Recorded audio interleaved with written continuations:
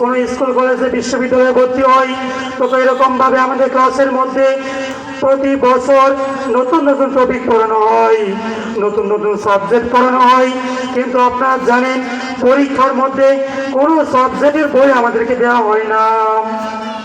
কিন্তু আফসোস, আল্লাহ রাব্বুল আলামিন তো দুনিয়া সৃষ্টি করার পূর্বেই আমাদেরকে দুনিয়ার মধ্যে তিনটা জিনিস দিয়ে দিয়েছেন, যে কিয়ামতের ময়দানের আগে দুনিয়ার জিন্দেগি শেষ হওয়ার পর কবরের মধ্যে এই তিনটা বিষয়ের প্রতি প্রশ্ন করা হবে। সম্মানিত হাজিরিন, আল্লাহ তাআলা আমাদেরকে দুনিয়াতে পাঠাইছেন উনার গোলামি করার জন্য। দুনিয়াতে আল্লাহ রাব্বুল আলামিন আমাদেরকে পাঠাইছেন ওনাকে রব হিসেবে মানার জন্য। কিন্তু আফসোস হয়, আফসোস লাগে, আমরা রবের গোলামি না করে নফসের গোলামি করি, আমরা রবের গোলামি না করে মানুষের গোলামি করি। আল্লাহ তাআলা পবিত্র কালামে বলতেছেন, ইন্নাস সালাতা তানহা আনিল ফাহশাই ওয়াল মুনকার। হে দুনিয়ার মানুষ, এই তোমরা নামাজ যদি পড়ো, তোমরা যদি নামাজের মধ্যে আমার গোলামি করো, তাহলে দেখবা তোমরা সকল প্রকার খারাপি থেকে বেঁচে থাকতে পারবা। যদি তোমরা নামাজ পড়ো, নামাজের মধ্যে আমার কাছে সাহায্য প্রার্থনা করো, তাহলে দেখতে পারবা আমি আল্লাহ রাব্বুল ইজ্জত, আমি আল্লাহ রাব্বুল আলামিন তোমাকে আমি দুনিয়ার মধ্যে এরকম ভাবে সমস্ত মাখলুকের কাছে সম্মানিত করে দেব এবং তুমি আমার রবের কাছে সম্মানিত হয়ে যাবা। সম্মানিত হাজিরিন, আজকে আল্লাহ রাব্বুল আলামিন দুনিয়াতে পাঠাইছেন সবচেয়ে গুরুত্বপূর্ণ যে আমল, সেটা হচ্ছে নামাজ পড়া। যখন আল্লাহ রাব্বুল আলামিন তার প্রিয় হাবিব সাল্লাল্লাহু আলাইহি ওয়াসাল্লামকে মেরাজে নিয়ে গিয়েছিল, সে এক লম্বা ঘটনা, সময় সংক্ষিপ্ত, এত ঘটনা বলা যাবে না। আমি শুধু এটুকু বলবো যে আল্লাহ রাব্বুল ইজ্জত আমাদের দুনিয়াতে পাঠাইছেন কি জন্য। যখন ওনার বন্ধুকে মিরাজের রাত্রে এরকম ভাবে মেরাজে নিয়ে গেলেন, তখন মেরাজে নিয়ে যাওয়ার পর প্রথম আকাশ, দ্বিতীয় আকাশ, তৃতীয় আকাশ, চতুর্থ আকাশ, এইভাবে সপ্তম আকাশ পর্যন্ত চলে গেল। জিবরাইল আলাইহিস সালাম বলতেছে, হে মুহাম্মদ সাল্লাল্লাহু আলাইহি সাল্লাম, আমি আর এর বাইরে যেতে পারবো না, কারণ আল্লাহ তাআলার কাছে এর বাইরে যাওয়ার মতো এখতিয়ার আমার নাই। আল্লাহ তাআলা এবং জিবরাইলের মাধ্যমে 70,000 নূরের পর্দা রয়েছে, উনি কখনো এই নূরের পর্দা ভেদ করে ওইখানে যেতে পারে নাই। কিন্তু আল্লাহর প্রিয় হাবিব সাল্লাল্লাহু আলাইহি সাল্লামকে উনি এইভাবে উনার সবচেয়ে কাছে নিয়ে এইভাবে উনি আমাদেরকে নামাজ দিয়েছেন। সম্মানিত হাজিরিন, উনি প্রথম 50 ওয়াক্ত নামাজ দিয়েছিল। যখন উনি মেরাজ থেকে আসতেছিল, হযরত মূসা আলাইহিস সালাতু ওয়াস সালাম বলতেছে, হে হাবিব, আল্লাহ তাআলা আপনাকে কি দিয়েছেন? তখন বলতেছে, আল্লাহ রাব্বুল ইজ্জত আমাকে 50 ওয়াক্ত নামাজ দিয়েছেন। তখন বলতেছে, হে প্রিয় হাবিব, আপনার উম্মত কি 50 ওয়াক্ত নামাজ পড়তে পারবে? তখন আল্লাহ সুবহানাহু ওয়া তাআলার কাছে আমাদের প্রিয় হাবিব সাল্লাল্লাহু আলাইহি ওয়াসাল্লাম আবার গিয়ে বলতেছেন, হে আল্লাহ তাআলা, আমার উম্মত তো কমজোরি, আমার উম্মত তো দুর্বল, ওনারা 50 ওয়াক্ত নামাজ কন্টিনিউ করতে পারবে না, সুতরাং আপনি নামাজকে কিছু কমিয়ে দেন। তখন আল্লাহ রাব্বুল আলামিন বলতেছেন যে এইভাবে 40 রাকাত, 20 রাকাত, 10 রাকাত। তখন প্রিয় হাবিব সাল্লাল্লাহু আলাইহি ওয়াসাল্লাম বলতেছেন, আল্লাহ তাআলা আপনি আমার বান্দার জন্য 5 ওয়াক্ত নামাজ দিয়ে দেন। আল্লাহ তাআলা বলতেছে, হে হাবিব, ঠিক আছে, তুমি আমার বন্ধু, তুমি আমার দোস্ত, তোমার কথা কিভাবে অমান্য করি?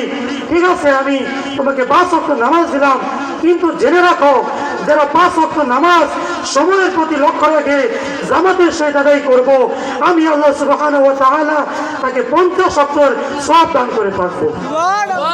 সম্মানিত হাজিরিন, এই কারণে আল্লাহ সুবহানাহু ওয়া তাআলা পবিত্র কালামে বলতেছেন, ওয়া আকিমুস সালাত ওয়া আতুজ যাকাত ওয়া আকরিদুল্লাহ করদান হাসানা।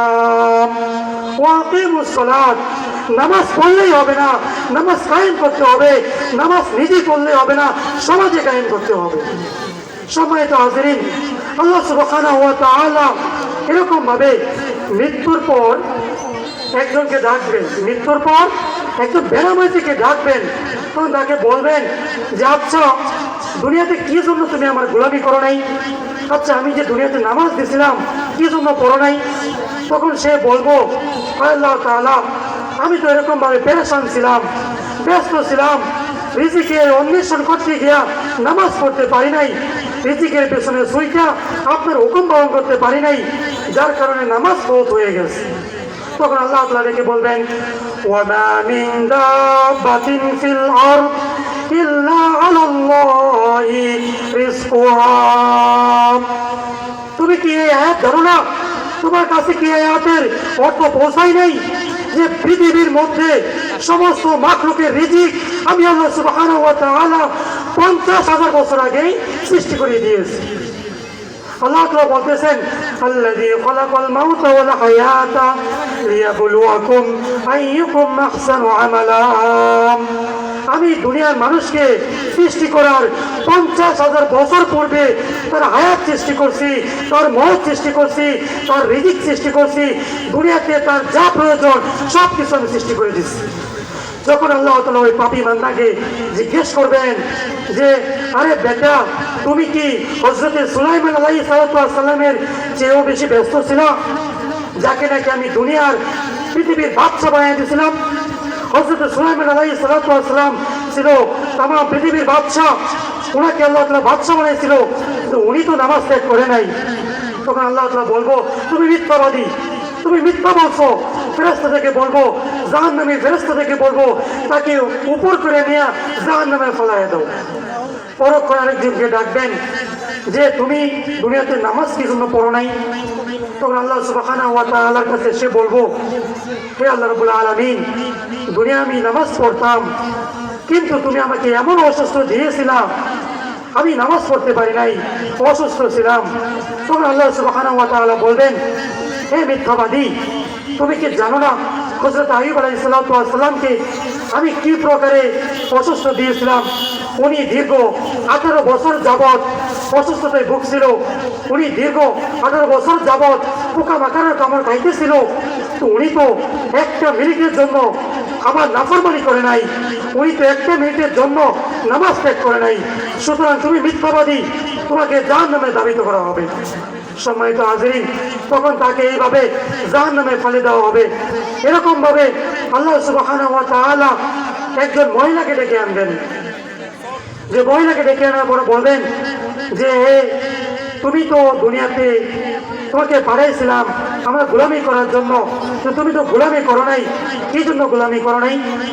তখন সে আল্লাহ তাআলাকে বলবেন, হে আমার প্রতিপালক, দুনিয়াতে তো আমার স্বামী ছিল, যার কথা মানতে গিয়া, যার হুকুম পালন করতে গিয়ে আমি তোমার হুকুম পালন করতে পারি নাই। দুনিয়াতে আমার স্বামী ছিল, আমার বাচ্চা ছিল, ওনাদেরকে আমি খাওয়াইছি, ওনাদের সেবা যত্ন করছি, কিন্তু তোমার হুকুম পালন করতে পারি নাই।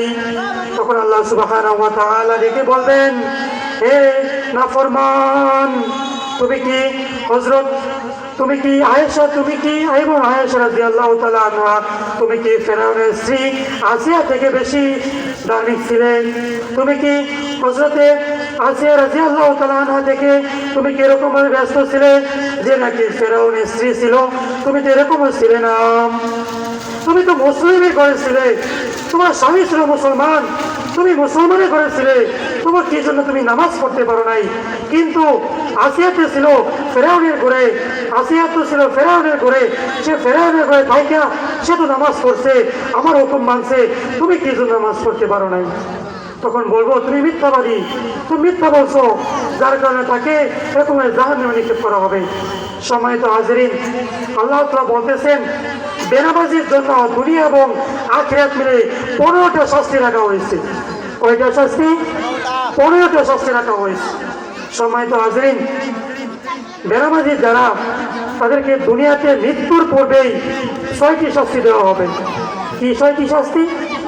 আজকে আমরা দুনিয়াতে যেরকম ভাবে যে রিজিকের যে পেরেশান, রিজিকের অভাব দূর হচ্ছে না, এত কামসাইতেছি, এত কিছু করতেছি, রিজিকে বরকত আসতেছে না। আল্লাহ তাআলা বলতেছেন, দুনিয়াতে যারা 5 ওয়াক্ত নামাজ ঠিক মতো না পড়ে, আমি আল্লাহ সুবহানাহু ওয়া তাআলা তার রিজিকের বরকত তুলে নেই। দুনিয়াতে যদি আমি 5 ওয়াক্ত নামাজ না পড়ি, এরকম ভাবে আমার রিজিক থেকে বরকত উঠে যাবে।